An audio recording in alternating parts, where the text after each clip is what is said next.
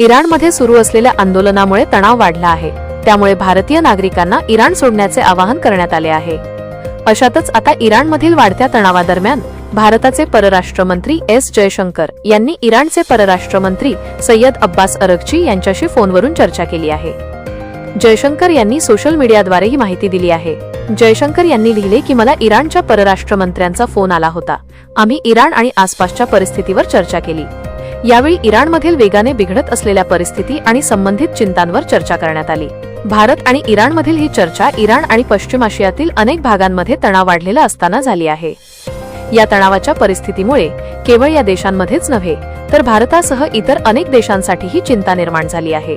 त्यामुळे भारत जागतिक परिस्थितीवर बारकाईने लक्ष ठेवून आहे। 28 डिसेंबर पासून इराणमध्ये सरकार विरोधी आंदोलन सुरू आहे। यात 2500हून अधिक लोकांचा मृत्यू झाला आहे। त्यामुळे अमेरिकेचे अध्यक्ष डोनाल्ड ट्रम्प यांनी इराण विरुद्ध लष्करी कारवाईची भाषा केली आहे। त्यामुळे आता इराणमध्ये काहीतरी भयंकर घडण्याची शक्यता नाकारता येत नाही। अमेरिकेने इराणवर कारवाईचा इशारा दिल्यानंतर आता भारताने इराणमधील आपल्या नागरिकांना तात्काळ देश सोडण्याचा सल्ला दिला आहे।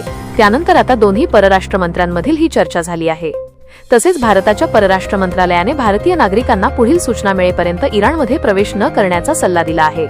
आता भारतीय लोकांना विमान आणि उपलब्ध वाहतुकीच्या सुविधांच्या साह्याने देश सोडण्यास सांगण्यात आले आहे।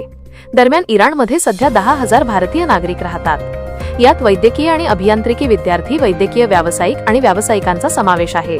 दिल्लीतील इराणी दूतावासानेही अमेरिकेच्या निर्णयांबाबत इशारा जारी केला।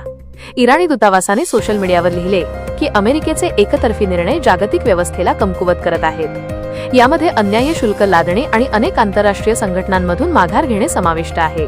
जर देश गप्प राहिले तर धोका वाढेल। कालांतराने या निर्णयांचा परिणाम प्रत्येक देशावर होईल।